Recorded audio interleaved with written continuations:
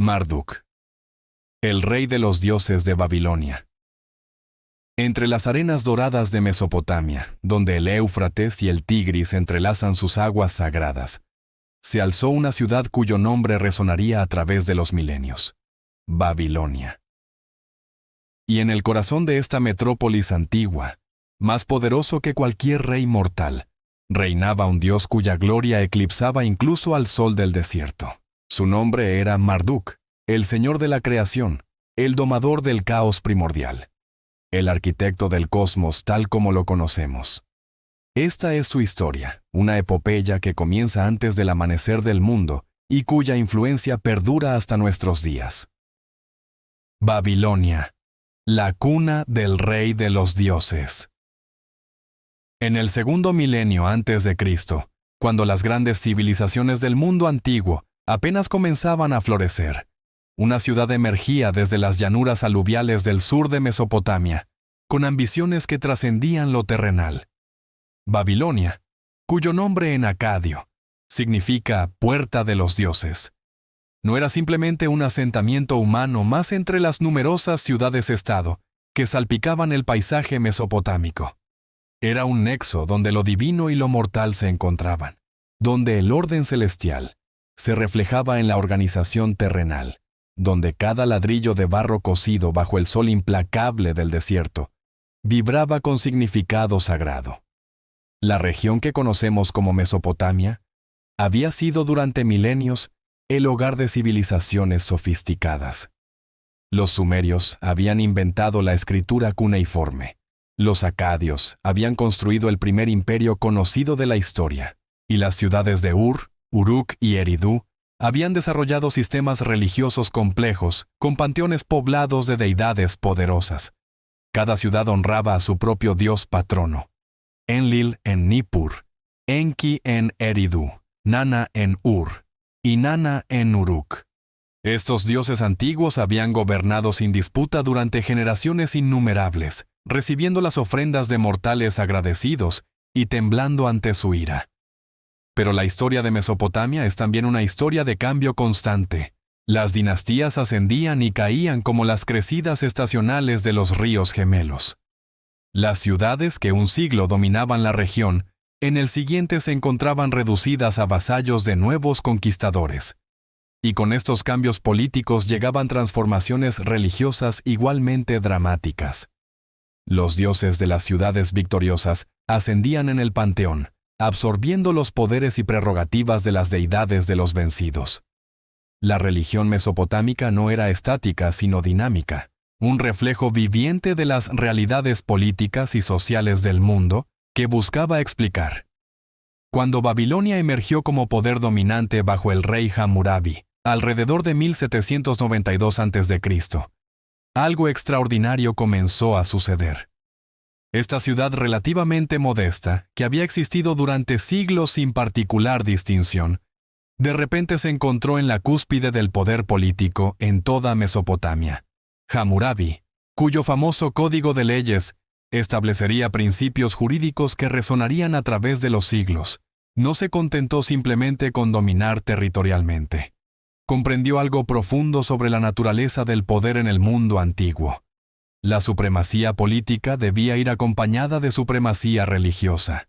El dios patrono de Babilonia era Marduk, una deidad cuyo origen se remontaba a las brumas de la historia más antigua. Inicialmente, Marduk había sido una figura relativamente menor en el vasto panteón mesopotámico.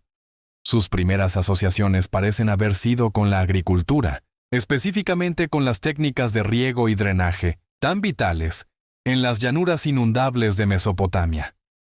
El símbolo más antiguo asociado con Marduk era la azada triangular o marrú, herramienta esencial del agricultor mesopotámico. Su nombre mismo, aunque su etimología exacta sigue siendo objeto de debate entre los académicos, ha sido interpretado tradicionalmente como becerro del sol, sugiriendo una conexión con las deidades solares y la fertilidad de los campos bajo el sol ardiente. Pero Marduk estaba destinado a mucho más que presidir sobre la siembra y la cosecha. A medida que Babilonia crecía en poder e influencia, sus teólogos y sacerdotes comenzaron un proceso de elevación teológica sin precedentes. No bastaba con que Marduk fuera un dios importante, debía ser el dios supremo, el rey indiscutible del panteón entero. Esta transformación requería más que decretos reales o construcciones de templos magníficos.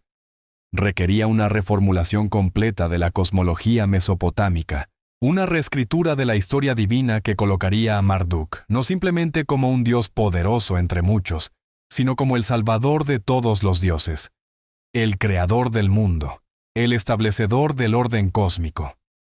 Este proceso de elevación teológica alcanzó su culminación en la composición del Enuma Elish, la epopeya de la creación babilónica. Aunque las copias que han sobrevivido hasta nuestros días datan del siglo XII a.C., durante el reinado de Nabucodonosor I, los académicos creen que el poema en su forma esencial fue compuesto durante o poco después del reinado de Hammurabi. El Enuma Elish no era simplemente una historia de creación, era un manifiesto político y teológico que justificaba la supremacía de Babilonia al narrar cómo Marduk había salvado a todos los dioses del caos primordial y había ganado su lealtad eterna a cambio. El contexto histórico de este desarrollo teológico es crucial para comprender su significado. El mundo del antiguo Oriente Próximo operaba bajo principios muy diferentes a los de las sociedades modernas.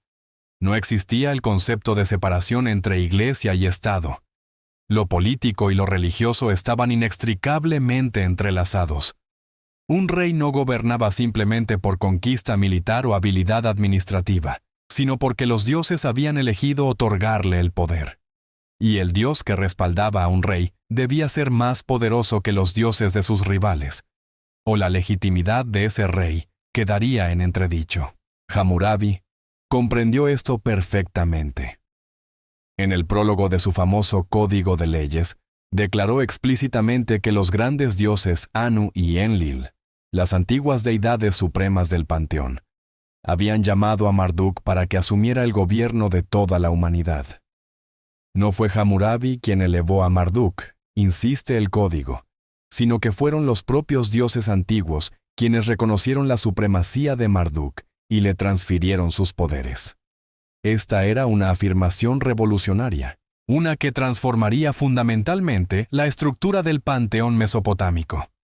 La elevación de Marduk no fue un proceso que ocurrió de la noche a la mañana. Los nombres personales babilónicos que incorporaban el nombre de Marduk se volvieron más comunes durante el período paleobabilónico, pero fue solo durante el período medio babilónico, particularmente durante el reinado de Nabucodonosor. Primero, alrededor de 1100 a.C., que Marduk se estableció firmemente como el Dios supremo indiscutible. Este proceso de 2 siglos refleja la naturaleza gradual del cambio religioso en el mundo antiguo, donde las tradiciones tenían un peso inmenso y los cambios dramáticos debían ser cuidadosamente justificados y gradualmente implementados. La ciudad de Babilonia misma se convirtió en un espejo terrenal de la grandeza celestial de Marduk. Sus templos, particularmente el Esagila, el gran templo dedicado a Marduk, no eran simplemente lugares de culto, sino recreaciones del orden cósmico que Marduk había establecido. El Esagila, cuyo nombre en sumerio significa casa cuya cabeza es elevada, era un complejo masivo que contenía no solo los santuarios principales de Marduk y su consorte Sarpanitu, sino también capillas dedicadas a numerosas otras deidades que ahora reconocían la supremacía de Marduk. Junto al Esagila se alzaba el Sigurat Etemenanki, la fundación del cielo y la tierra, una torre escalonada de 7 niveles que alcanzaba aproximadamente 90 metros de altura. Esta estructura monumental, que muy probablemente inspiró el relato bíblico de la Torre de Babel, servía como eje del universo, el punto donde el cielo y la tierra se conectaban, donde los dioses descendían para comunicarse con la humanidad. En su cúspide había un templo dedicado a Marduk, accesible solo para los sacerdotes de más alto rango, donde se creía que el dios mismo residía cuando visitaba el mundo mortal. Pero para comprender verdaderamente la magnificencia de Marduk y el papel que desempeñó en la imaginación religiosa de Babilonia, debemos retroceder aún más en el tiempo hasta el momento mismo de la creación, cuando no existía ni cielo ni tierra, cuando solo el caos primordial reinaba en la oscuridad sin forma. El nacimiento del héroe. En el principio, antes de que existiera el concepto mismo de principio, no había cielo que nombrar ni tierra que proclamar. Solo existía el caos acuoso, informe e ilimitado. Las aguas dulces del dios Apsu se mezclaban con las aguas saladas de la diosa Tiamat, y de esta unión primordial, de este abrazo entre dos principios fundamentales de la existencia, nacieron los primeros dioses. La cosmogonía mesopotámica, tal como se preserva en el Enuma Elish, comienza con este estado de indistinción, donde las categorías que definen nuestro mundo, arriba y abajo, luz y oscuridad, orden y caos, aún no habían sido establecidas. Apsu y Tiamat no eran simplemente deidades antropomórficas en el sentido griego. Eran la personificación de fuerzas naturales fundamentales, los principios acuosos de los cuales toda existencia emergería. En las llanuras de Mesopotamia, donde los ríos Éufrates y Tigris se encuentran con las aguas saladas del Golfo Pérsico, los antiguos mesopotámicos experimentaban directamente esta mezcla de aguas dulces y saladas. No es de extrañar que su mito de creación comenzara con este matrimonio primordial de elementos contrarios pero complementarios. De Apsu y Tiamat nacieron Lahmu y Lahamu, dioses que representaban el limo y el sedimento, las primeras formas materiales que emergían de las aguas primordiales. De ellos surgieron Anshar y Kishar, el horizonte del cielo y el horizonte de la tierra, los primeros límites, las primeras distinciones en un universo previamente indistinto. Y de Anshar nació Anu, el dios del cielo, quien a su vez engendró a Ea, también conocido como Enki, el dios de la sabiduría, el agua dulce y la magia.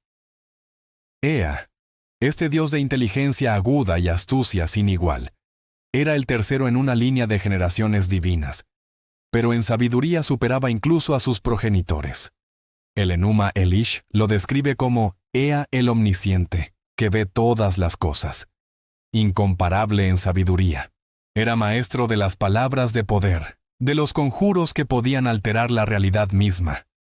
En su templo en Eridu, la ciudad más antigua según la tradición sumeria, Ea moraba sobre el Apsu, las aguas dulces subterráneas que alimentaban los pozos y manantiales, fuente de toda vida en las áridas llanuras mesopotámicas.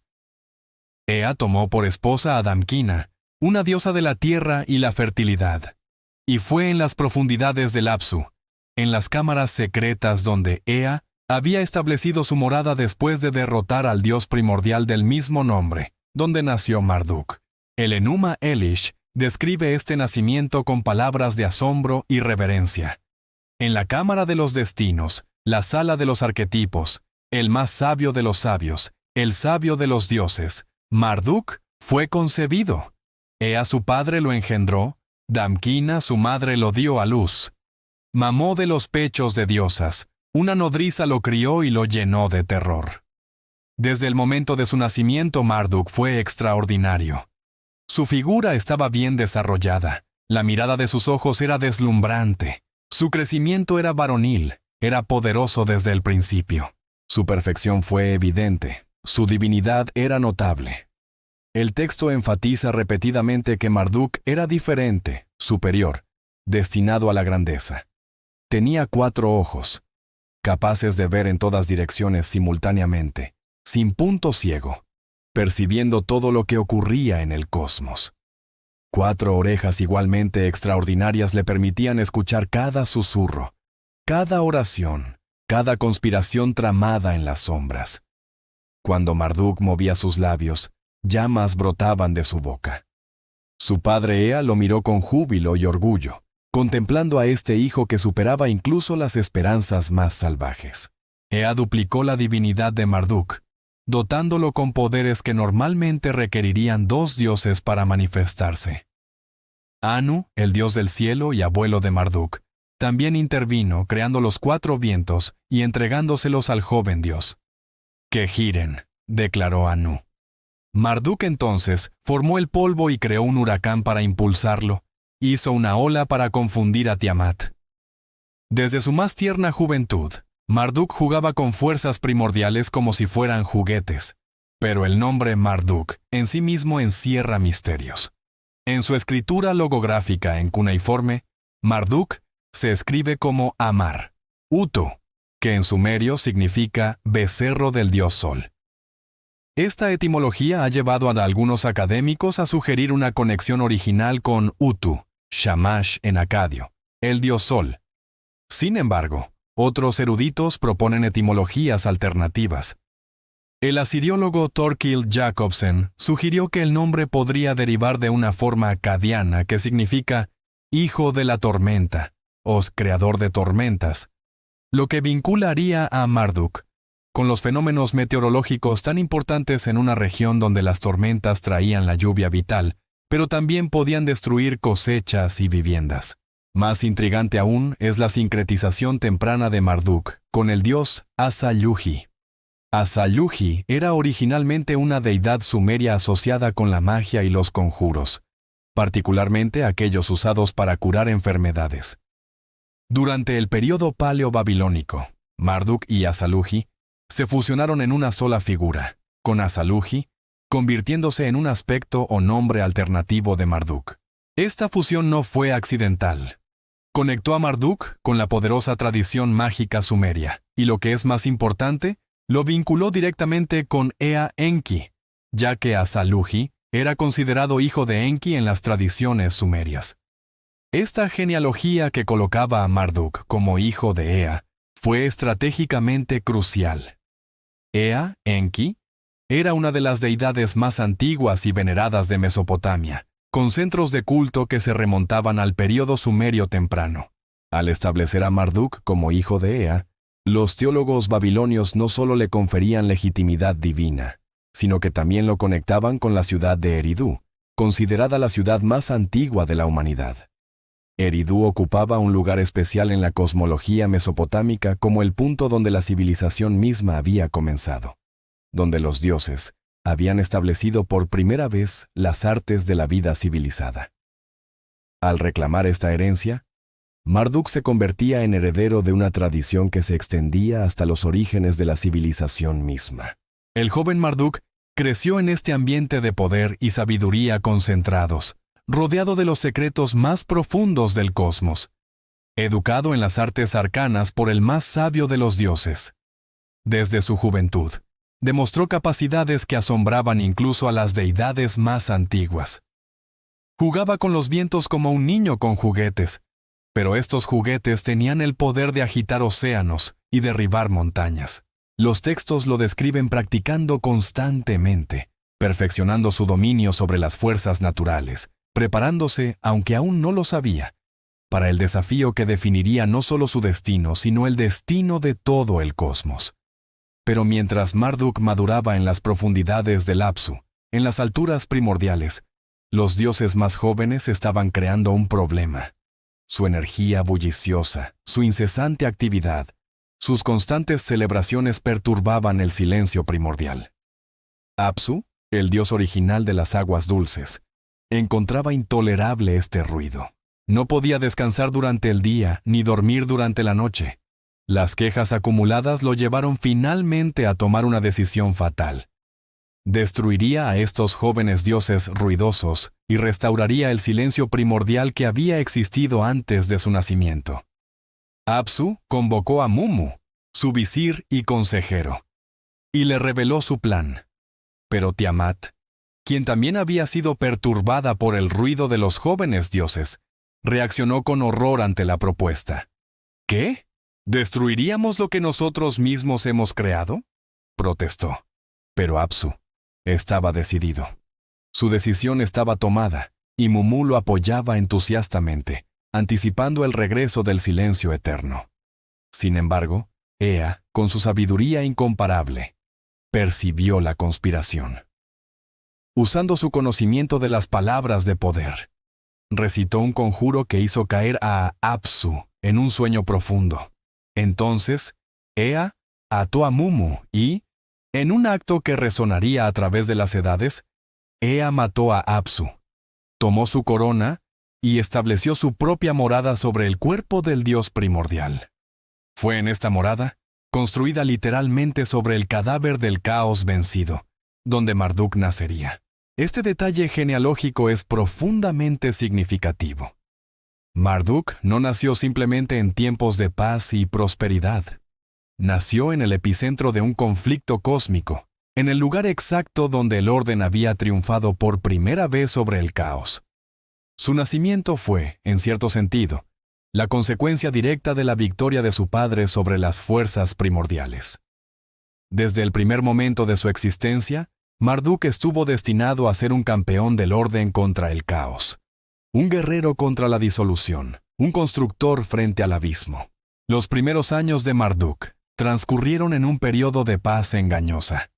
Los dioses jóvenes se alegraron de su liberación de la amenaza de Apsu y continuaron sus actividades con aún mayor vigor. Marduk creció entre ellos, deslumbrándolos con sus proezas, impresionándolos con su dominio cada vez mayor, sobre fuerzas que otros dioses tardaban eras en comprender. Su padre Ea lo observaba con una mezcla de orgullo y premonición, sabiendo que las capacidades extraordinarias de su hijo serían puestas a prueba, que las fuerzas del caos no permanecerían silenciosas para siempre. Y Ea estaba en lo cierto, porque aunque Tiamat había rechazado inicialmente la propuesta de Apsu de destruir a los dioses jóvenes, el asesinato de su consorte la había transformado. El dolor y la rabia fermentaban en su corazón de aguas saladas, y cuando ciertos dioses comenzaron a susurrarle al oído, incitándola a vengar a Apsu, Tiamat finalmente cedió. Pero su respuesta no sería la aniquilación silenciosa que Apsu había planeado. Sería guerra, guerra total, guerra que sacudiría los cimientos del cosmos recién formado. Tiamat comenzó sus preparativos, y lo que preparó helaría la sangre incluso de los dioses más valientes. La batalla que forjó el mundo. El Enuma Elish. La transformación de Tiamat de madre primordial a guerrera vengadora marcó un punto de inflexión en la historia del cosmos. La diosa que había dado a luz a los primeros dioses ahora se dedicaría a su destrucción. Pero Tiamat no actuaría sola, ni desprevenida. Con una astucia que había permanecido latente durante eras, comenzó a crear un ejército cuyo terror superaba todo lo conocido. El Enuma Elish describe con detalle escalofriante las creaciones de Tiamat. Ella hizo monstruos indestructibles, serpientes gigantes con dientes afilados, despiadadas en el ataque. Con veneno en lugar de sangre llenó sus cuerpos. Dragones rugientes vistió con terror, los coronó con halos, los hizo como dioses. Para quien los viera, el espanto paralizaría el corazón. Sus cuerpos se alzarían sin retroceder jamás. Tiamat creó 11 tipos de monstruos: serpientes cornudas, dragones serpiente, Mushusu, hombres héroes peludos, grandes demonios, hombres león, hombres escorpión, demonios de tormenta, hombres pez y hombres toro. Estas criaturas no eran meros animales ni simples soldados. Eran encarnaciones del caos primordial, pesadillas hechas carne, manifestaciones de fuerzas que precedían el orden establecido por los dioses jóvenes. Pero aún faltaba un líder para este ejército del caos. Tiamat elevó a Kingu, uno de los dioses primordiales que había nacido de su unión con Apsu. Lo hizo su nuevo consorte. Y en un acto de tremenda significación cósmica, le entregó las tablillas del destino. Estas tablillas no eran simples registros, eran la fuente misma del poder divino, los documentos que establecían los roles y prerrogativas de cada dios en el cosmos. Quien poseyera las tablillas del destino, poseía la autoridad para determinar el destino de dioses y mortales por igual. Al entregar estas tablillas a Kingu, Tiamat no solo lo nombraba comandante de su ejército, sino que lo elevaba a una posición de autoridad cósmica comparable a la del más alto de los dioses. Cuando las noticias de estos preparativos llegaron a los dioses jóvenes, el terror se apoderó de ellos. Anshar, el dios del horizonte celeste y uno de los más antiguos entre los dioses de la nueva generación, convocó una asamblea divina. El pánico era palpable. Estos dioses que habían celebrado tan confiadamente su liberación de la amenaza de Apsu, ahora enfrentaban algo mucho peor.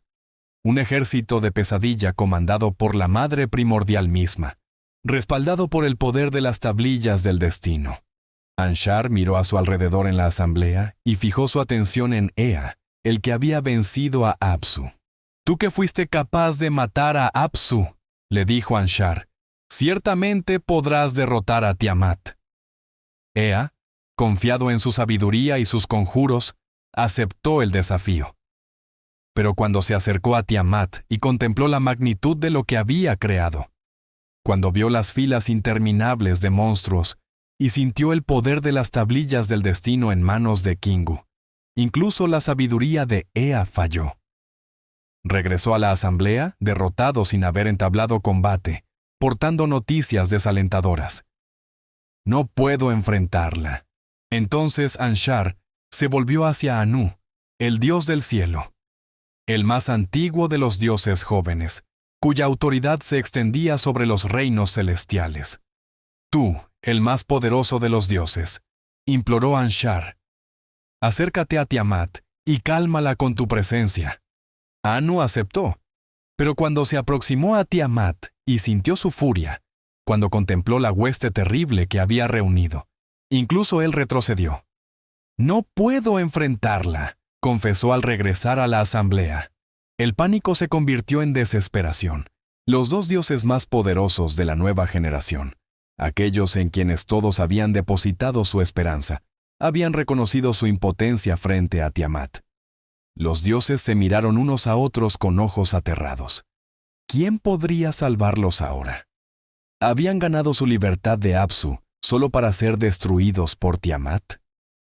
¿Sería el orden que tan cuidadosamente habían comenzado a construir desmantelado antes de que pudiera solidificarse completamente? Fue en este momento de máxima desesperación que Ea habló nuevamente, pero esta vez no habló de su propia capacidad ni de la de ninguno de los dioses ancianos. Habló de su hijo. «Dejadme llamar a Marduk», propuso. Los ojos se volvieron hacia el joven dios, que se había distinguido entre todos los demás por su fuerza, su ingenio, su dominio de fuerzas que otros apenas comprendían. Marduk fue convocado ante la asamblea de los dioses. Ea le explicó la situación, la amenaza que Tiamat representaba, el fracaso de Ea y Anu para enfrentarla. «¿Irás tú, hijo mío?», preguntó Ea. Marduk, con la confianza de la juventud, pero también con la sabiduría heredada de su padre, respondió: «Padre mío, iré y cumpliré tus deseos». Pero luego, Marduk agregó condiciones que cambiarían para siempre la estructura del panteón mesopotámico. «Si en verdad soy vuestro vengador, si he de derrotar a Tiamat y salvar vuestras vidas, convocad la asamblea y proclamad supremo mi destino.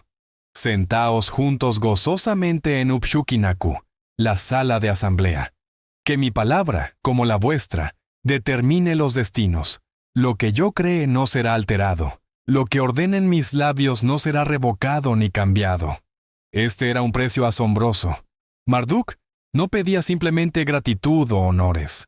Pedía autoridad suprema, poder igual al de los dioses más antiguos, el derecho de determinar destinos, de crear y decretar sin que ningún otro dios pudiera revocar sus decisiones. Era, en esencia, una demanda de realeza absoluta sobre el panteón entero. Los dioses mayores se miraron entre sí, sopesando las alternativas. ¿Qué opción tenían realmente? Ningún otro dios había dado un paso al frente. Ea y Anu, los más poderosos entre ellos, habían admitido su incapacidad. La alternativa a aceptar las condiciones de Marduk era enfrentar la destrucción total a manos de Tiamat. La elección, aunque difícil para los dioses acostumbrados a su propia autoridad, era en última instancia inevitable. Anshar habló en nombre de la asamblea. «Ve, Marduk, tu palabra será suprema entre los dioses. Tu comando sobre destrucción y creación será absoluto. Lo que ordenes sucederá. Lo que prohíbas no ocurrirá». Pero antes de que Marduk partiera, los dioses realizaron una prueba de su nuevo poder. colocaron una prenda en medio de ellos, y le dijeron a Marduk: «Ordena que desaparezca, luego ordena que reaparezca». Marduk habló, y la prenda se desvaneció en la nada. Habló de nuevo, y la prenda reapareció intacta. Los dioses prorrumpieron en aclamación. Marduk es rey. Le entregaron cetro, trono y armas divinas, y lo enviaron a cumplir su promesa. Marduk se preparó para la batalla con el cuidado de un general experto y la previsión de un mago consumado. Forjó un arco enorme y colgó un carcaj a su espalda. Blandió una maza en su mano derecha. Frente a él colocó el relámpago. Su cuerpo lo llenó con llamas ardientes. Luego creó una red, un regalo de Anu, su abuelo, para atrapar a Tiamat. Pero su arma más formidable eran los vientos. Marduk había dominado los 4 vientos que Anu le había dado en su juventud, y ahora creó 7 vientos adicionales: el viento malvado, el torbellino, el huracán, el viento cuádruple, el viento septuple, el ciclón y el viento imparable. Con estas 11 fuerzas de naturaleza, Marduk se equipó para el combate. Luego montó en su carro de tormenta, tirado por 4 caballos terroríficos cuyos nombres revelaban su naturaleza: matador, despiadado, pisoteador y veloz. Estos no eran caballos en el sentido ordinario, sino encarnaciones de las fuerzas destructivas de la tormenta. Así equipado, Marduk se dirigió hacia el encuentro con Tiamat. Cuando Tiamat y Marduk finalmente se encontraron cara a cara, el cosmos contuvo su aliento. El Enuma Elish describe este momento con intensidad dramática. Marduk lanzó un desafío a Tiamat, recitando sus crímenes: la creación de monstruos, la elevación de Kingu, la rebelión contra los dioses que ella misma había parido. Tiamat respondió con furia, rechazando sus acusaciones, llamándolo niño insolente. Entonces comenzó la batalla que determinaría la estructura del cosmos. Tiamat abrió su boca para devorar a Marduk, pero en ese momento crítico, Marduk liberó los vientos malvados que había preparado. Estos vientos se precipitaron hacia la boca abierta de Tiamat, inflando su vientre, distendiendo su cuerpo. Antes de que pudiera cerrar sus mandíbulas, Marduk disparó una flecha directamente a través de su boca abierta. La flecha atravesó su interior, dividió su corazón, la sometió y extinguió su vida. Marduk se paró sobre el cadáver de Tiamat, contemplando a la madre primordial caída.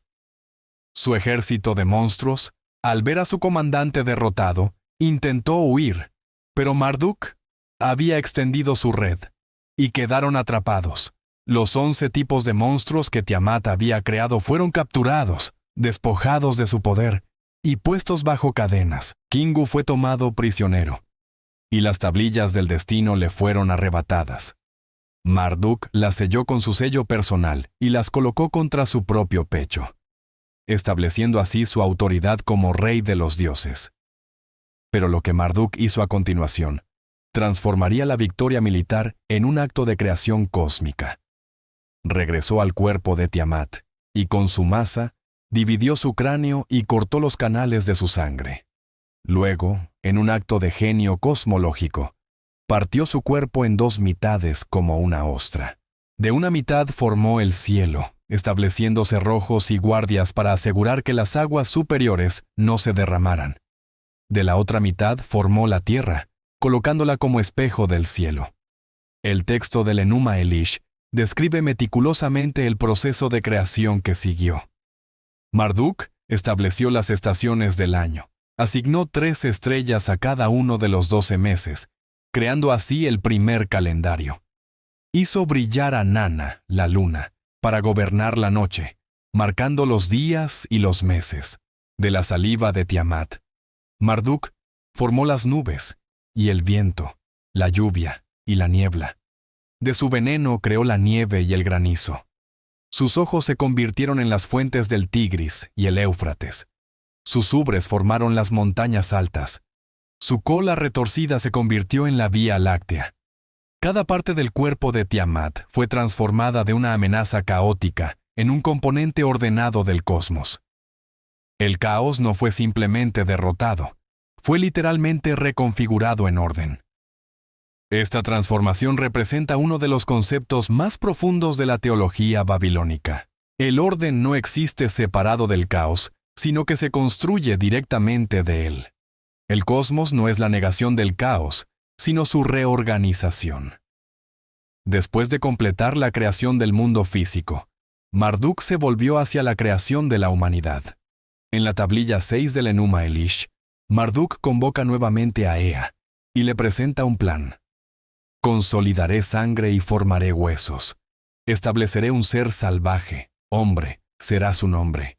Verdaderamente, crearé al hombre salvaje. El servicio de los dioses será su porción, para que ellos puedan estar en paz. La humanidad, en la visión babilónica, no fue creada para compañía divina ni como expresión de amor creativo. Los humanos fueron diseñados específicamente para servir a los dioses, para liberarlos del trabajo de mantener el cosmos. Este concepto puede parecer utilitario para las sensibilidades modernas, pero en el contexto de la religión mesopotámica, establecía una relación clara entre lo divino y lo mortal. Los dioses proporcionaban orden cósmico y protección contra el caos. Los humanos proporcionaban servicio a través de rituales, ofrendas y mantenimiento de templos. Pero la creación de la humanidad requería un sacrificio.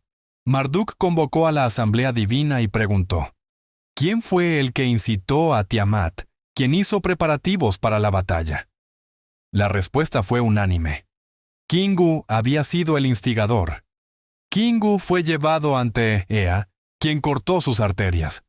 De la sangre del dios rebelde, mezclada con arcilla, Ea creó la humanidad. Este detalle es significativo. La humanidad fue creada de la sangre de un dios, confiriéndole una naturaleza divina inherente, pero de un dios rebelde, explicando así la tendencia humana hacia el desorden y la rebelión. Esta ambivalencia, esta mezcla de divino y caótico en la naturaleza humana, explicaba por qué los humanos eran capaces de tanto la civilización como la barbarie, tanto la adoración como la blasfemia.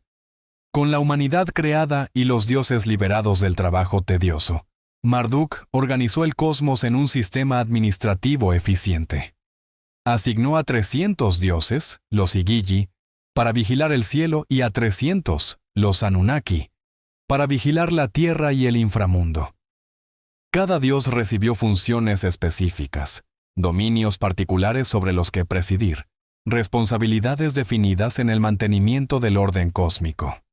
Los dioses, agradecidos por su salvación y impresionados por la sabiduría organizativa de Marduk, decidieron honrarlo construyéndole un templo.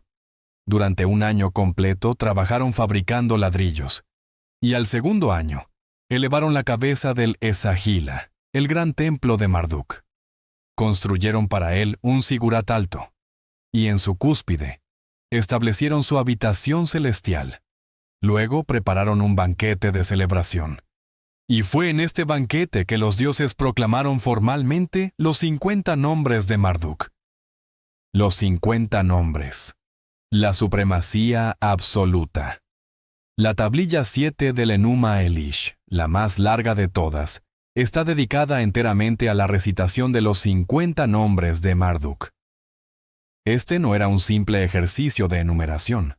Cada nombre representaba un aspecto del poder de Marduk, una capacidad que había absorbido de otros dioses, una función que ahora le pertenecía exclusivamente. La recitación de estos nombres constituía nada menos que una reformulación completa del panteón mesopotámico, una declaración teológica de que todos los poderes divinos residían ahora, en última instancia, en Marduk. El proceso comenzó con Anshar, quien inició la proclamación, cuyo poder es destacado, cuyos nombres son ilustres. Dejaré que nombre su nombre cuando esté enojado, cada uno en su lugar. Los 50 nombres que siguieron no fueron arbitrarios, sino cuidadosamente estructurados para demostrar cómo Marduk había asumido las prerrogativas de prácticamente todas las deidades importantes del panteón mesopotámico. El primer nombre, por supuesto, era Marduk mismo, su nombre personal dado por Ea. Pero el segundo nombre era aún más significativo. Maruca, que el texto explica como el Dios de la totalidad de los cielos y la tierra, el creador de arriba y abajo. Este nombre establecía inmediatamente que Marduk no era simplemente un Dios poderoso, sino el creador del cosmos entero. Los nombres subsiguientes absorbían las funciones de deidades específicas. Azarlui, el tercer nombre, conectaba a Marduk con las tradiciones mágicas y curativas sumerias, específicamente con el dios del mismo nombre que había sido hijo de Enki en las tradiciones más antiguas. Namru, el cuarto nombre, significaba el brillante, asociando a Marduk con las cualidades solares. Azaru, el quinto nombre, significaba el que dirige, estableciendo su papel como rey organizador del cosmos. Pero varios nombres eran particularmente reveladores en cuanto a cómo Marduk había absorbido las funciones de otros dioses. Tutu, el 18º nombre, era descrito como el creador de su renovación, conectando a Marduk con los ciclos de muerte y renacimiento, funciones tradicionalmente asociadas con dioses de fertilidad como Dumuzi. El texto explicaba: Él purifica sus santuarios para que puedan tener paz. Él crea el conjuro para que los dioses puedan estar en reposo. Shasu, el 23º nombre, significaba el que conoce los corazones, absorbiendo las funciones de juicio moral tradicionalmente asociadas con Shamash, el dios sol. El texto proclamaba: Él forma la justicia y el derecho. Él funda la rectitud. Siku, el 27º nombre, significaba el que establece la santidad, apropiándose de funciones sacerdotales. Como explicaba el texto, el creador de los granos y lino, quien hace brotar la vegetación. Agaku, el 28º nombre, conectaba a Marduk con el poder de las palabras sagradas. El Señor del encantamiento santo, que resucita a los muertos, quien tuvo misericordia de los dioses cautivos. Tuku, el 29º nombre, absorbía las funciones curativas de varios dioses médicos. El que renueva todos sus lugares sagrados, el que hace puros sus santuarios. Varios nombres asociaban a Marduk, específicamente con funciones que habían pertenecido a Enlil, el antiguo rey de los dioses en la tradición sumeria. Bel, Señor, el 50º nombre, era en sí mismo el título que Enlil había llevado. El texto del Enuma Elish era explícito: que sea llamado Bel como su padre Ea, para que sea el Señor de los destinos. En su palabra, los dioses prestarán atención, ningún dios transgredirá su orden.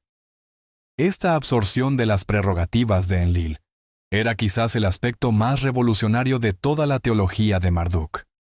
Enlil había sido, durante más de un milenio, el rey reconocido del panteón mesopotámico. Su santuario en Nippur había servido como el centro religioso neutral de Mesopotamia, reconocido por todas las ciudades-estado sumerias y acadias como el lugar donde se determinaban los destinos. Al transferir explícitamente las funciones de Enlil a Marduk, el Enuma Elish estaba reescribiendo fundamentalmente la estructura del cosmos divino. Algunos de los 50 nombres eran transparentemente políticos en su intención. Lugaldi Merankia, Señor de todos los dioses del cielo y la tierra, Inari Lugaldi Merankia, Señor que contempla el señorío de todos los dioses del cielo y la tierra. Establecían sin ambigüedad la posición de Marduk como monarca absoluto del panteón. La recitación de estos 50 nombres no era simplemente una liturgia para recitar en templos. Representaba un documento teológico político que justificaba la supremacía de Babilonia sobre todas las demás ciudades de Mesopotamia. Si Marduk era el rey de todos los dioses, entonces Babilonia, la ciudad de Marduk, debía ser la ciudad suprema. Si Marduk había absorbido las funciones de Enlil, entonces el Esagila de Babilonia debía reemplazar a Lekur de Nippur como el centro religioso de Mesopotamia. Si Marduk había creado el mundo y establecido el orden cósmico, entonces los reyes que gobernaban desde Babilonia derivaban su autoridad de la misma fuente que había creado el cosmos mismo.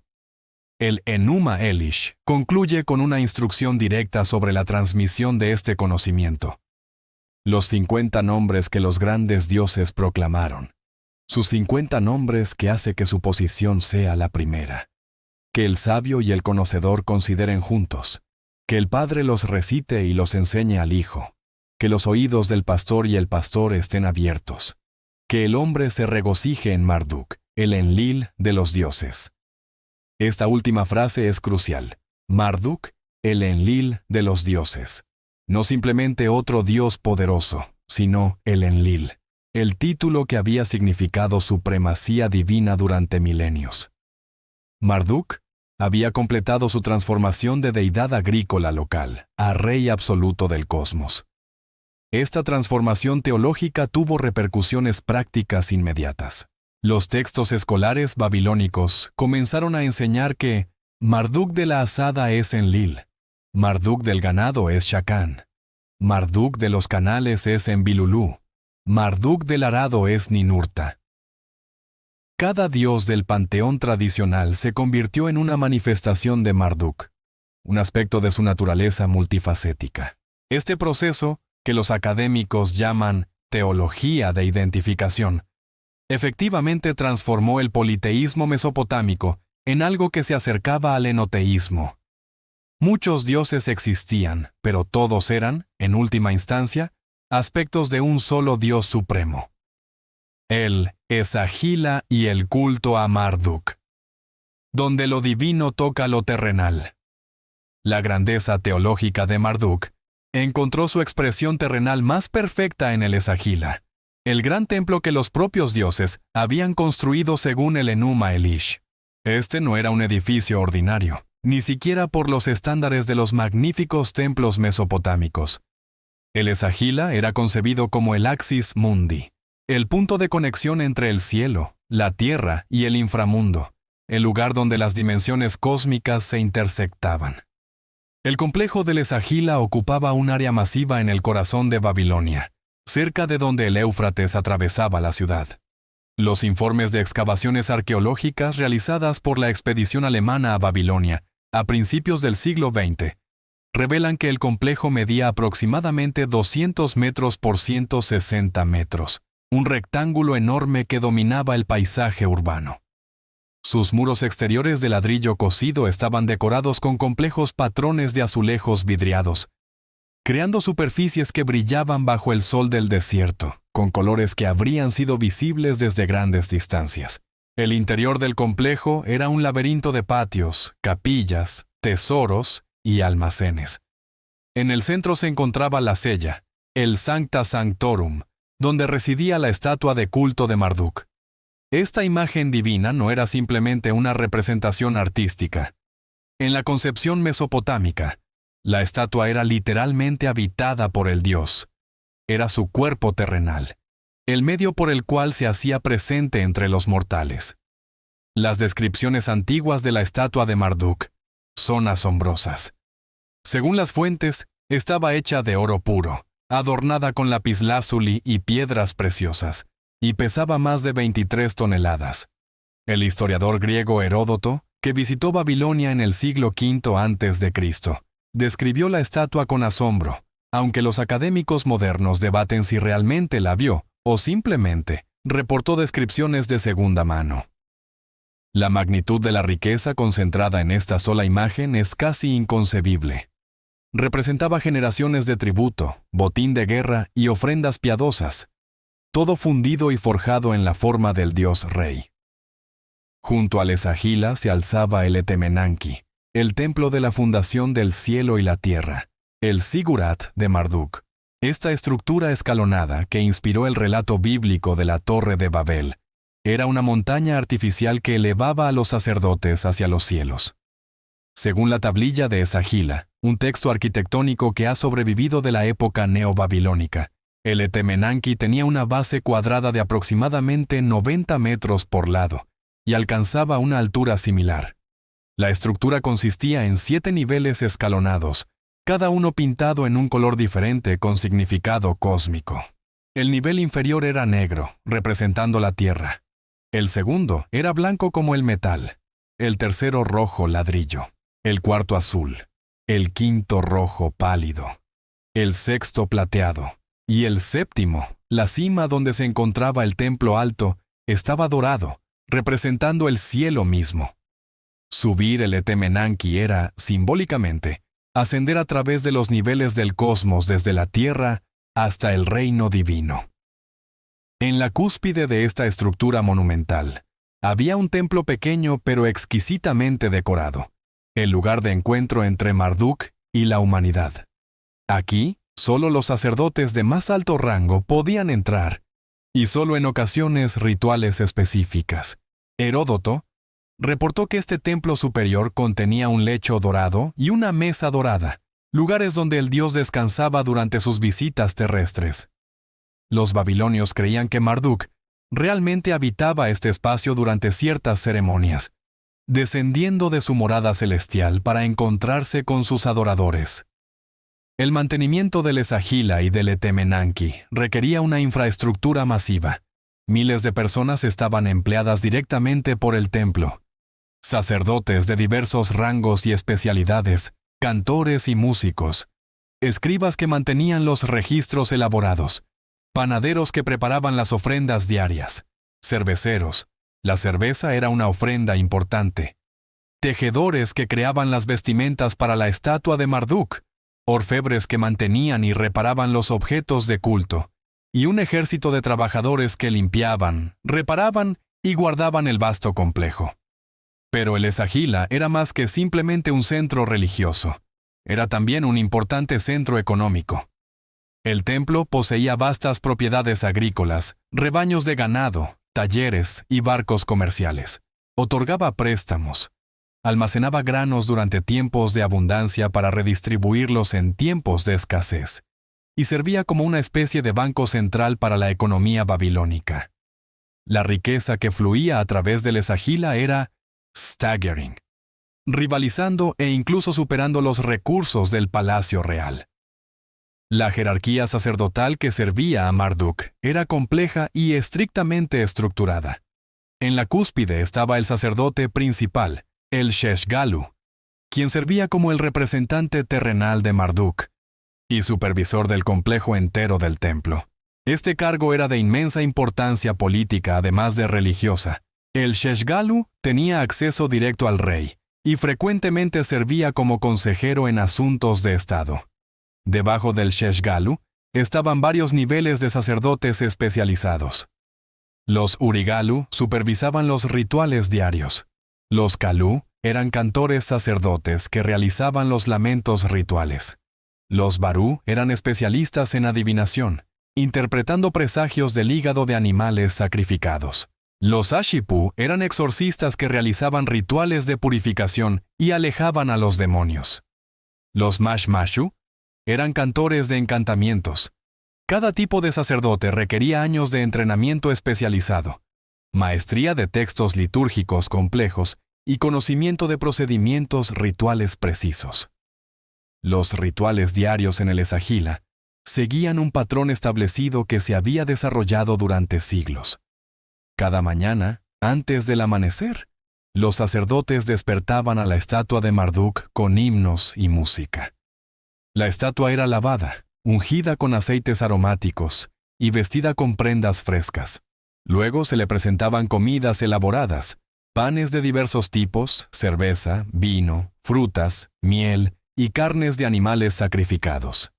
El dios consumía estas ofrendas, después de lo cual eran redistribuidas entre los sacerdotes, proporcionándoles su sustento. A lo largo del día, se realizaban rituales adicionales en momentos prescritos. Los sacerdotes recitaban himnos de alabanza, realizaban purificaciones rituales, consultaban oráculos para determinar la voluntad del dios y presentaban las peticiones de los adoradores. Por la noche, el dios era preparado para dormir con ceremonias apropiadas. Este ciclo se repetía cada día del año, una liturgia perpetua que mantenía la conexión entre lo divino y lo mortal. Pero el evento más importante en el calendario religioso babilónico era el Festival Akitu, la celebración del Año Nuevo que ocurría durante los primeros 12 días del mes de Nisanu, marzo-abril. El Akitu era mucho más que simplemente un festival religioso.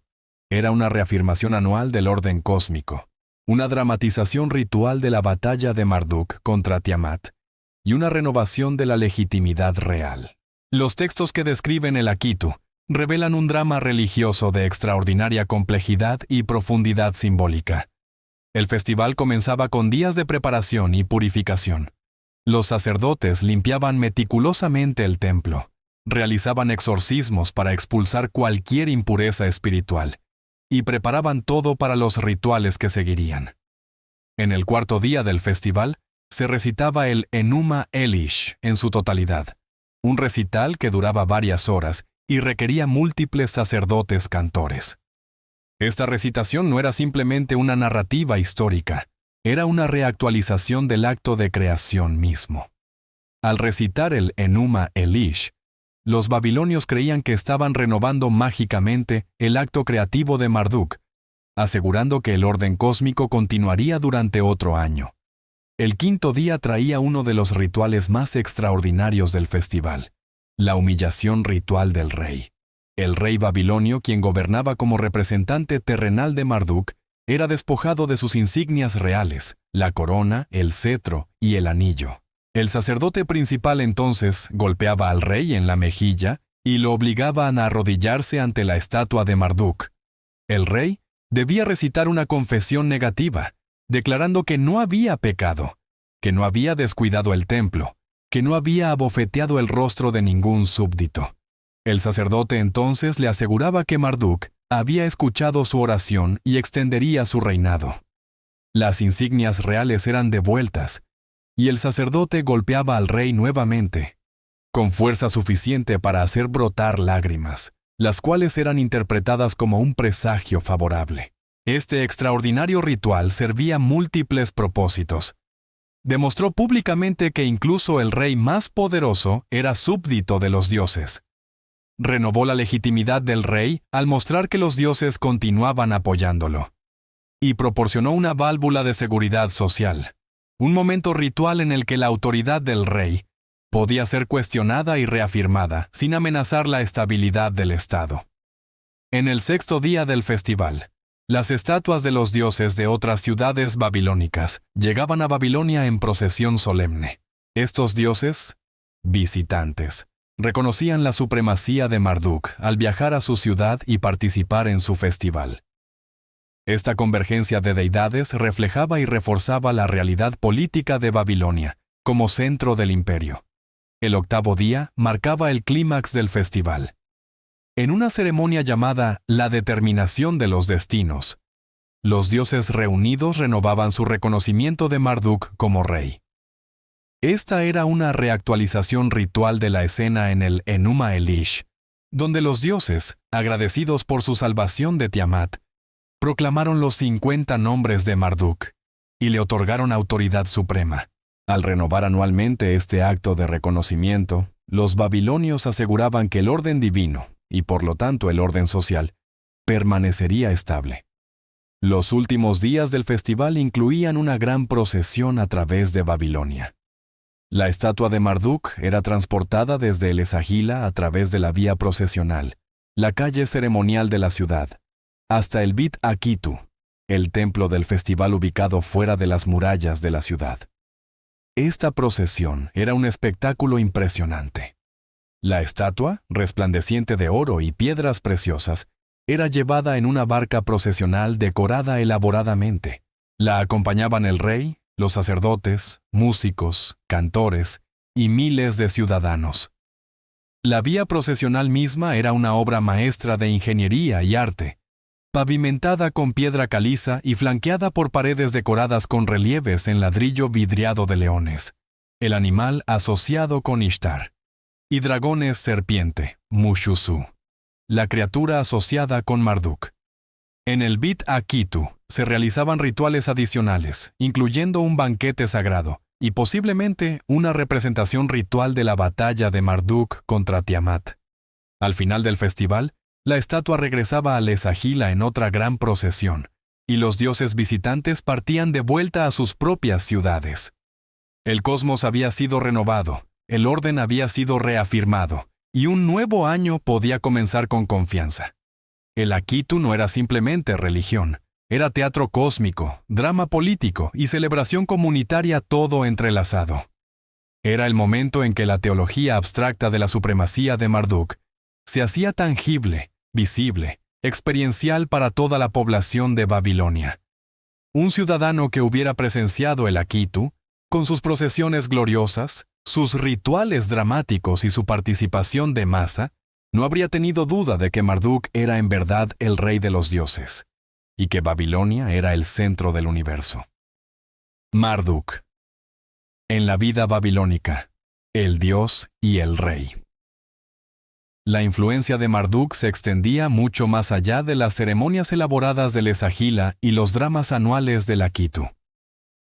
Permeaba todos los aspectos de la vida babilónica, desde las decisiones políticas de mayor importancia hasta las prácticas devocionales más íntimas de los ciudadanos ordinarios.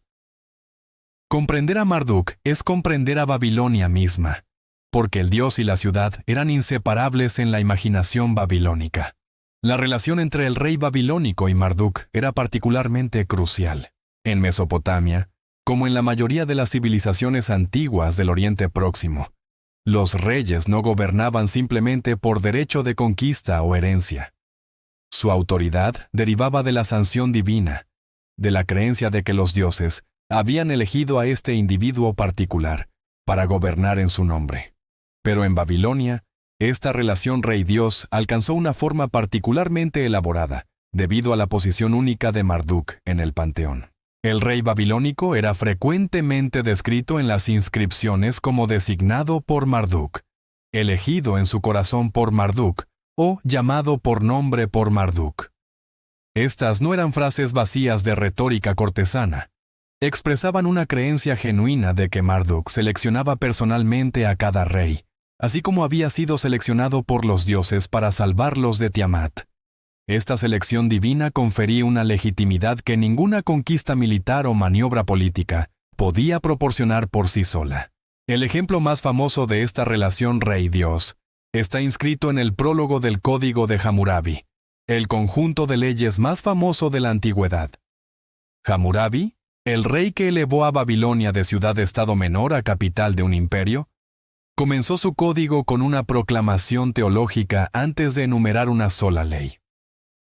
Cuando el alto Anum rey de los Anunnaku y Enlil señor del cielo y la tierra, el determinador de los destinos de la tierra, determinaron para Marduk, el hijo primogénito de Ea, las funciones de Enlil sobre toda la humanidad. Lo engrandecieron entre los Igigi, llamaron a Babilonia por su nombre ilustre, la hicieron suprema en el mundo. Establecieron para él en su interior un reino eterno cuyas fundaciones son tan firmes como el cielo y la tierra. En ese momento, Anum y Enlil me nombraron para promover el bienestar de la gente, a mí, Hammurabi, el príncipe piadoso, el adorador de los dioses, para hacer que la justicia prevalezca en la tierra, para destruir al malvado y al perverso. Este pasaje es revelador en múltiples niveles. Primero, Hammurabi no afirma que tomó el poder por sí mismo, sino que los dioses más antiguos, Anum y Enlil, eligieron elevar a Marduk a la supremacía. Segundo, estos mismos dioses entonces eligieron a Hammurabi para gobernar bajo la autoridad de Marduk. La legitimidad del rey deriva directamente de la legitimidad del dios, creando una cadena ininterrumpida de autoridad desde el nivel cósmico más alto hasta el trono terrenal. Otros reyes babilónicos enfatizaron su relación especial con Marduk de diversas maneras. Nabucodonosor. Segundo, el constructor más prolífico en la historia babilónica, llenó sus inscripciones con referencias a su devoción a Marduk.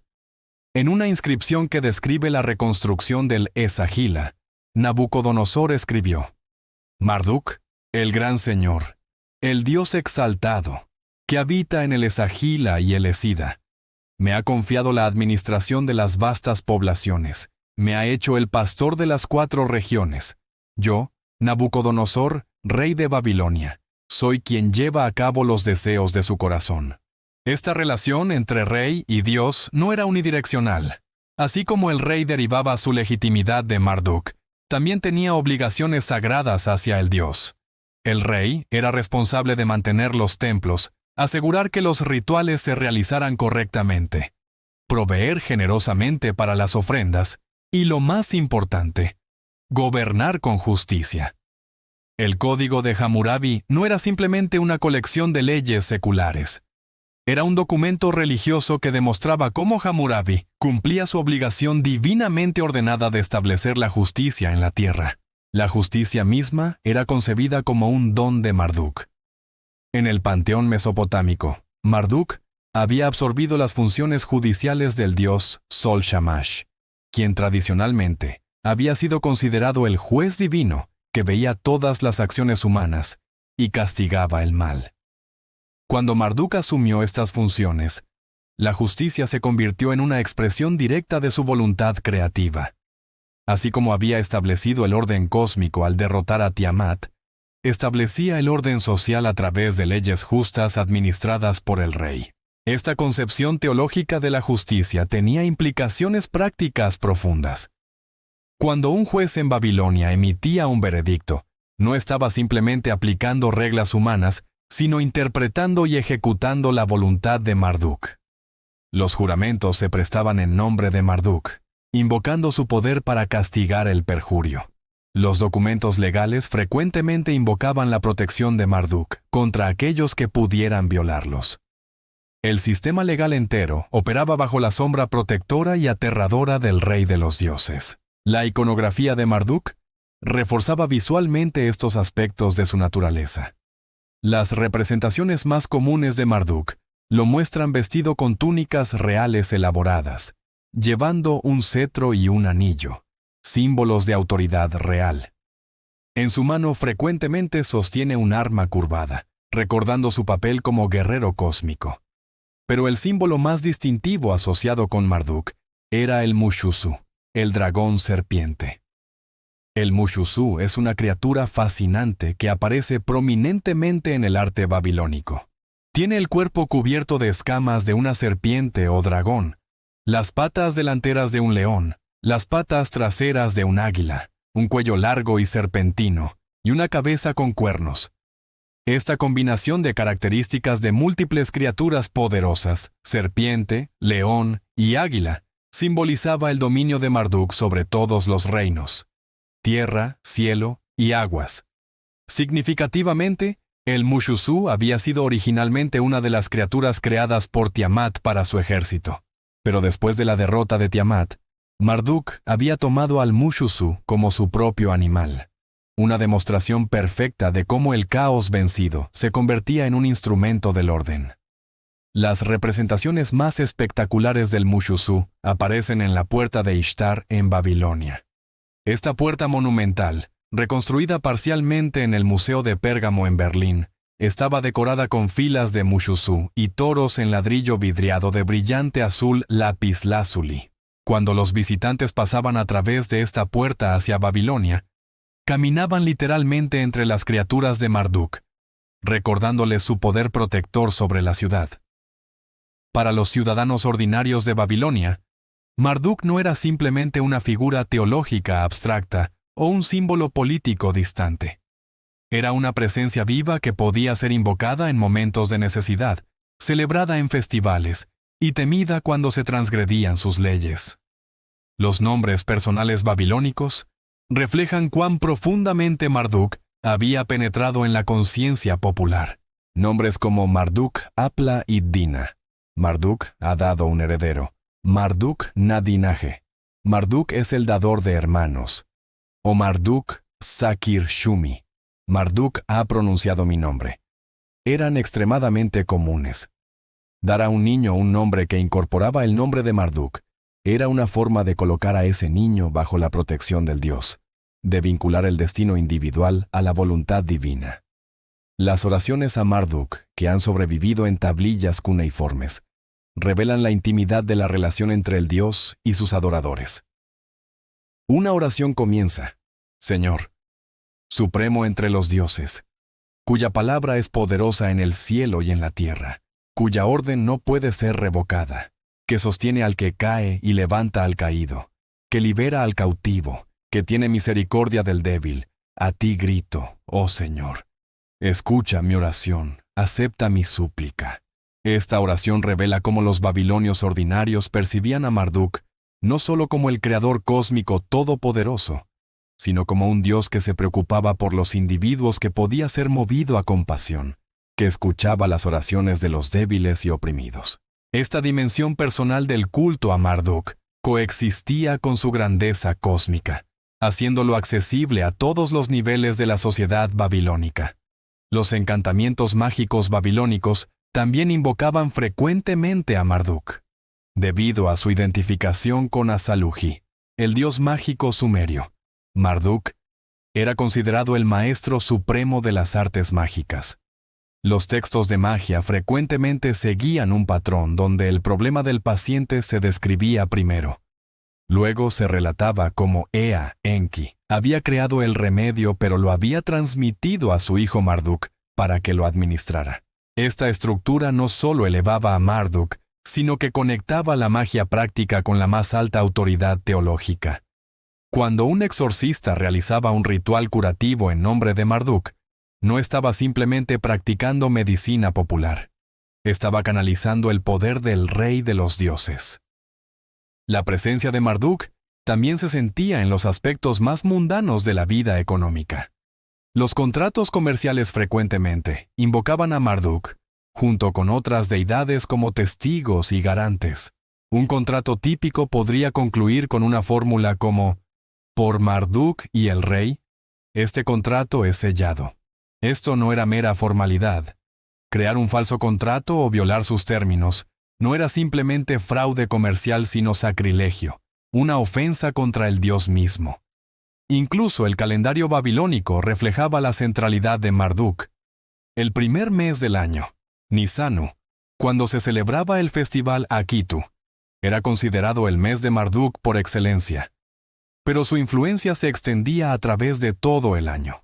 Cada mes tenía sus propios festivales y observancias, pero muchos incluían ceremonias que honraban a Marduk de alguna manera, reforzando su presencia constante en el ciclo anual de la vida religiosa. El legado de Marduk. Resonancias a través del tiempo. La influencia de Marduk no se detuvo en las fronteras de Babilonia, ni terminó con la caída del imperio neobabilónico. Su impacto se extendió en el tiempo y el espacio de maneras tanto obvias como sutiles, moldeando el desarrollo de tradiciones religiosas que continuarían mucho después de que el último templo a Marduk fuera abandonado. Cuando Ciro el Grande de Persia conquistó Babilonia en 539 a.C., demostró una astucia política notable al honrar a Marduk en lugar de desafiarlo. El Cilindro de Ciro, un documento de propaganda real escrito en cuneiforme, presenta a Ciro no como un conquistador extranjero, sino como el elegido de Marduk para restaurar el orden después del reinado impío de Nabónido, el último rey neobabilónico nativo. El texto proclama: Marduk, el gran señor, protector de su pueblo, contempló con placer las buenas obras y el corazón recto de Ciro. Ordenó que marchara contra su ciudad de Babilonia. Lo hizo avanzar por el camino a Babilonia, y como un amigo y compañero, caminó a su lado. Esta apropiación de Marduk por parte de los conquistadores persas demuestra el poder duradero del Dios. Ciro comprendió que controlar Babilonia físicamente no era suficiente. Necesitaba la legitimidad que solo Marduk podía conferir. Los reyes persas subsiguientes continuaron esta política, participando en el festival Akitu y presentándose como devotos de Marduk, aunque en privado adoraban a Ahura Mazda, según su propia tradición zoroástrica. Cuando Alejandro Magno conquistó el imperio persa en 331 a.C., también reconoció la importancia de Marduk. Según fuentes antiguas, Alejandro ordenó la reconstrucción del Esagila, que había caído en deterioro. Aunque esta reconstrucción nunca se completó debido a la prematura muerte de Alejandro, el gesto mismo revela cómo incluso los conquistadores helenísticos comprendían que Marduk era central para la identidad babilónica. Durante el periodo helenístico y parto que siguió, el culto a Marduk continuó, aunque con influencias sincréticas cada vez mayores de las tradiciones griegas y persas. Los documentos cuneiformes del templo de Esagila del período Seleucida revelan que los rituales tradicionales todavía se realizaban, aunque la base económica del templo se había erosionado significativamente.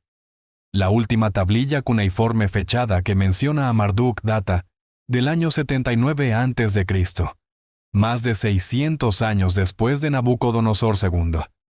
Pero la influencia de Marduk se extendió mucho más allá de la continuación directa de su culto.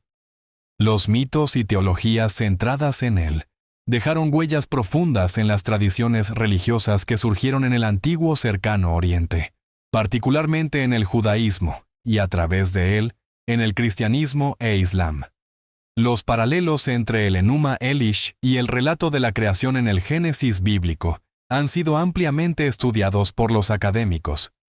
Aunque existen diferencias significativas, siendo la más obvia el monoteísmo estricto del Génesis frente al politeísmo del Enuma Elish, las similitudes estructurales son innegables. Ambos relatos comienzan con aguas primordiales caóticas. Ambos involucran la división de estas aguas para crear el cielo y la tierra. Ambos incluyen la creación de luminarias celestiales para marcar el tiempo. Ambos culminan en la creación de la humanidad. El académico Hermann Gunkel, a principios del siglo XX, propuso que el relato del Génesis preservaba ecos de un antiguo mito de combate cósmico similar al Enuma Elish, pero había sido desmitologizado y reinterpretado en términos monoteístas. Aunque esta tesis ha sido debatida y refinada, la mayoría de los académicos reconocen que los autores bíblicos estaban familiarizados con tradiciones mitológicas mesopotámicas y las transformaron para sus propios propósitos teológicos. Más intrigantes son los paralelos entre Marduk y ciertas concepciones de Yahvé en la Biblia hebrea. Varios salmos describen a Yahvé como un guerrero cósmico que derrota a monstruos marinos del caos. El Salmo 74 menciona cómo Dios dividió el mar con tu poder. Quebraste las cabezas de los monstruos marinos. Aplastaste las cabezas del Leviatán. El Salmo 89 declara: Tú gobiernas sobre la furia del mar. Cuando sus olas se levantan, tú las calmas. Aplastaste a Rahab como un cadáver. Estos pasajes parecen reflejar tradiciones de combate cósmico similares a las encontradas en el Enuma Elish. Algunos académicos han sugerido que ciertos aspectos de la teología de Marduk, particularmente la idea de que el dios nacional había absorbido las funciones de otras deidades, pueden haber influenciado el desarrollo del monoteísmo hebreo. Esta es una propuesta controvertida, pero es notable que el movimiento hacia el monoteísmo estricto en el judaísmo se intensificó precisamente durante el periodo del exilio babilónico en el siglo VI a.C., cuando los judíos exiliados habrían estado expuestos directamente a la teología de Marduk. El libro de Jeremías contiene varios pasajes que parecen ser polémicas directas contra Marduk. Jeremías 52 proclama: Babilonia será capturada, Bel será avergonzado, Marduk será llenado de terror. Bel, recordemos, era uno de los 50 nombres de Marduk, significando Señor. El profeta Isaías también se burla de los dioses babilónicos. Bel se inclina, Nebo se agacha, sus ídolos son cargados por bestias de carga. Isaías 46:1. Estas polémicas sugieren que los profetas hebreos veían a Marduk como un rival teológico significativo, no simplemente como un ídolo sin sentido. En la apocalíptica judía posterior y en el cristianismo primitivo, Babilonia se convirtió en un símbolo poderoso del mal cósmico y la opresión imperial. El libro del Apocalipsis describe a Babilonia la Grande como una prostituta sentada sobre una bestia, destinada a la destrucción. Esta imagen negativa de Babilonia ciertamente debe algo a los recuerdos históricos del exilio babilónico y la destrucción del Templo de Jerusalén, pero también puede reflejar una reacción teológica prolongada contra Marduk y su reclamo de supremacía divina.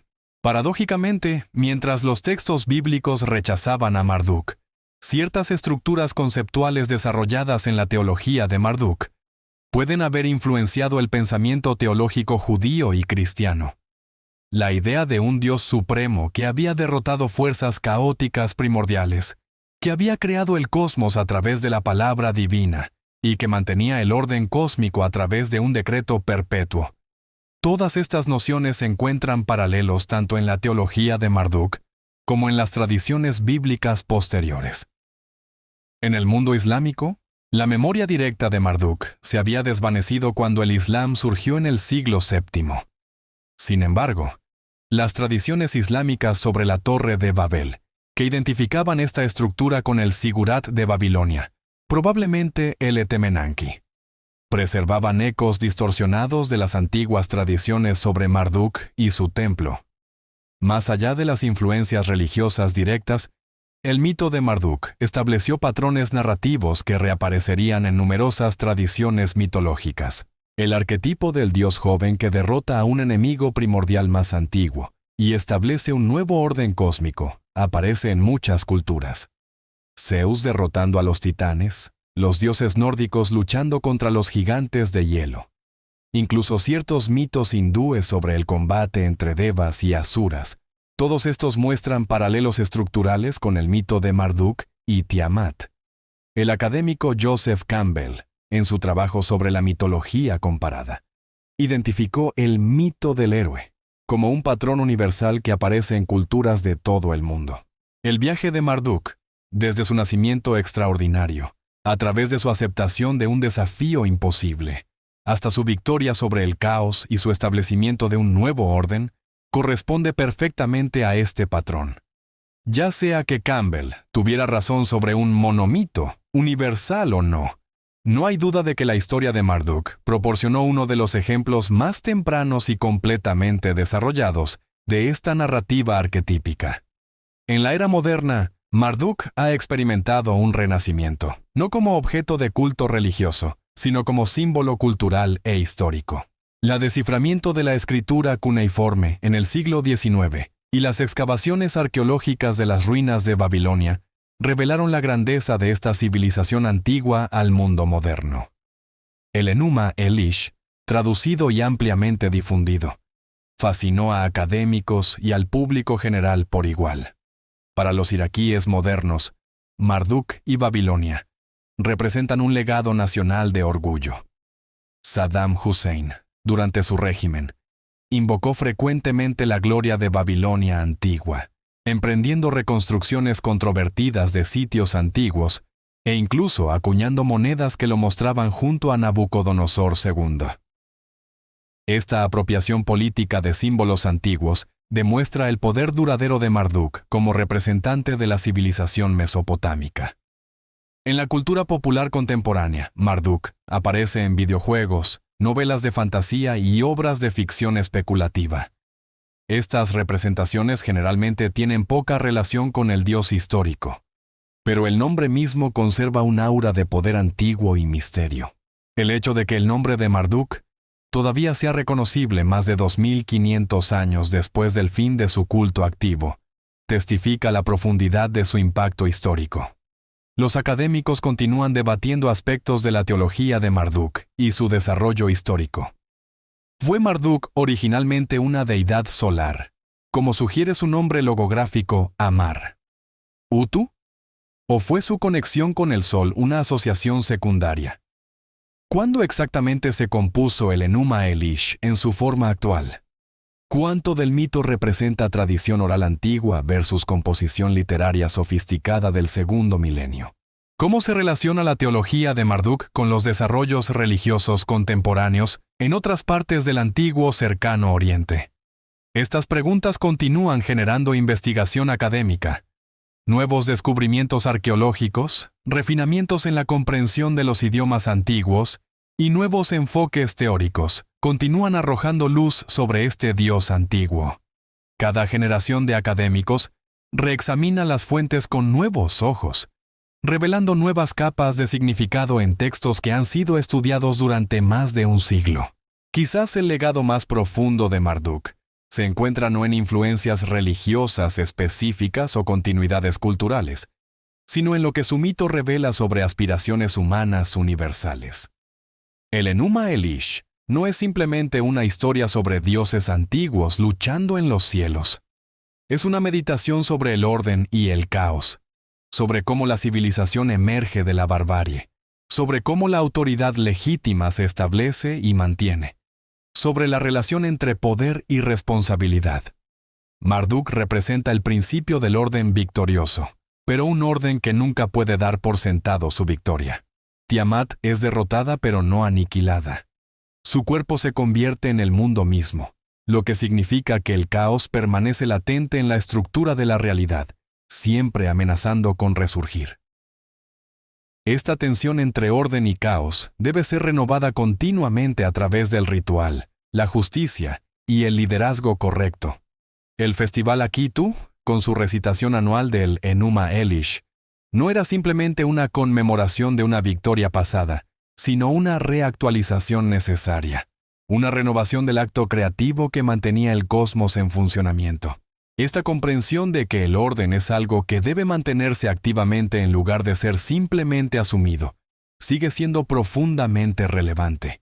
Las sociedades modernas, aunque no invocan a Marduk, enfrentan desafíos similares en mantener instituciones funcionales, administrar justicia, equilibrar autoridad con responsabilidad y resistir las fuerzas de disolución social. El mito de Marduk, correctamente entendido, no es una historia primitiva sobre dioses imaginarios, sino una reflexión sofisticada sobre problemas humanos perennes. El eterno rey de los dioses. Desde las aguas primordiales del caos hasta las calles pavimentadas de Babilonia, desde los himnos de alabanza en el Esagila hasta los ecos distantes en tradiciones religiosas posteriores, el viaje de Marduk es extraordinario. Este dios que comenzó como una deidad agrícola menor, se transformó en el arquitecto del cosmos, el salvador de los dioses, el establecedor del orden, el rey supremo del panteón mesopotámico. La historia de Marduk es, en muchos sentidos, la historia de Babilonia misma. Así como la ciudad creció desde la oscuridad hasta convertirse en la metrópoli más gloriosa del antiguo cercano Oriente, así Marduk ascendió desde las filas inferiores del panteón hasta su cúspide. El destino del dios y el destino de la ciudad estaban inextricablemente unidos. Cuando Babilonia prosperaba, los templos de Marduk rebosaban de riqueza, y el Enuma Elish se recitaba en todo el mundo conocido. Cuando Babilonia decaía, el culto a Marduk se atrofiaba. Pero reducir a Marduk meramente a un instrumento de propaganda política imperial sería profundamente inadecuado. Sí, la elevación de Marduk sirvió a propósitos políticos para los reyes babilónicos. Sí, el Enuma Elish justificaba la supremacía de Babilonia sobre otras ciudades mesopotámicas, pero el mito de Marduk también expresaba verdades más profundas sobre la naturaleza de la existencia tal como los antiguos babilonios la comprendían. La batalla entre Marduk y Tiamat representa la lucha eterna entre orden y caos, entre forma y disolución, entre significado y absurdo. No es coincidencia que esta batalla ocurra al comienzo del tiempo, porque es una batalla que debe ser librada continuamente. El caos no es derrotado de una vez por todas. Permanece latente en la estructura del mundo, siempre amenazando con resurgir.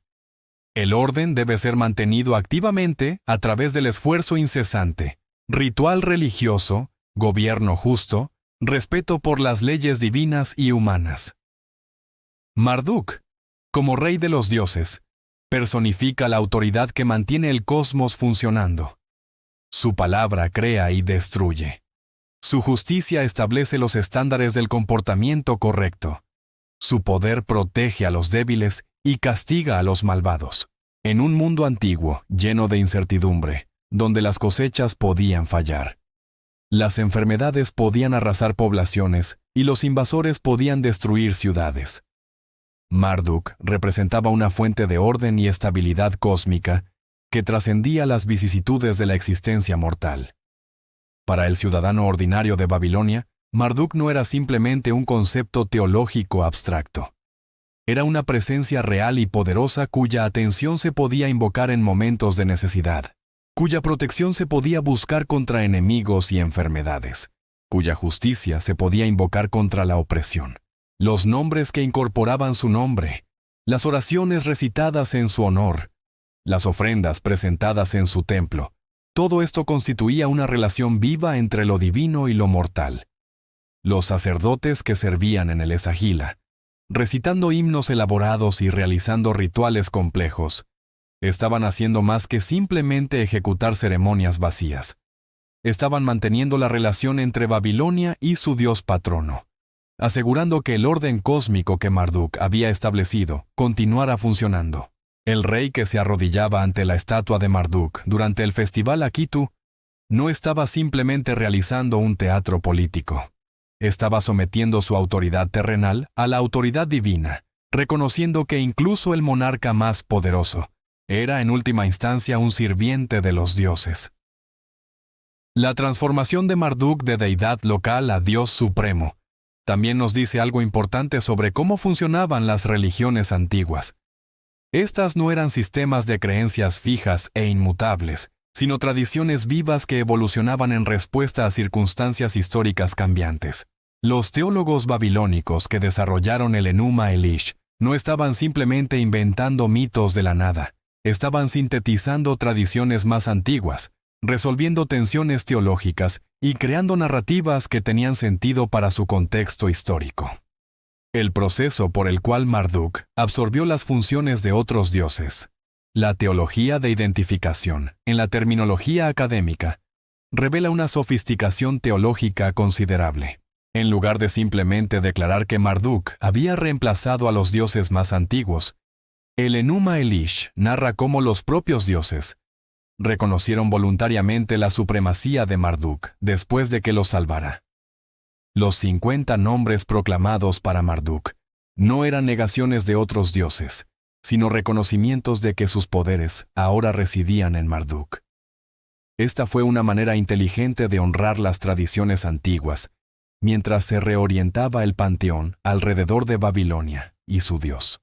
La caída eventual del culto a Marduk, el abandono de su templo, la cesación de su adoración activa, estas representan pérdidas culturales significativas. Cuando los últimos sacerdotes que podían leer cuneiforme murieron, cuando los últimos rituales tradicionales fueron realizados, una conexión directa con una de las tradiciones religiosas más antiguas y sofisticadas de la humanidad se rompió. El Esagila se desmoronó en ruinas. El Etemenanki fue desmantelado para materiales de construcción.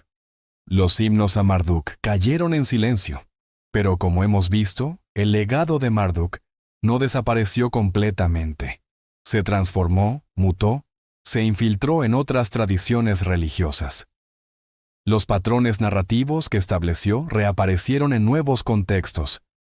Las preguntas teológicas que abordaba sobre la naturaleza del orden divino, el origen del cosmos, la fuente de la autoridad legítima, continuaron siendo exploradas por tradiciones posteriores. En el siglo XXI, mientras las antiguas ruinas de Babilonia yacen bajo el sol ardiente de Irak, podemos reflexionar sobre lo que Marduk representó y continúa representando. Su historia nos recuerda que la civilización es una creación frágil, laboriosamente construida del caos y que siempre requiere mantenimiento. Nos recuerda que el poder sin sabiduría conduce a la tiranía, pero que la sabiduría sin poder es impotente para efectuar el cambio. Nos recuerda que las sociedades necesitan tanto mitos fundacionales que den sentido a su existencia, como estructuras de autoridad que mantengan el orden.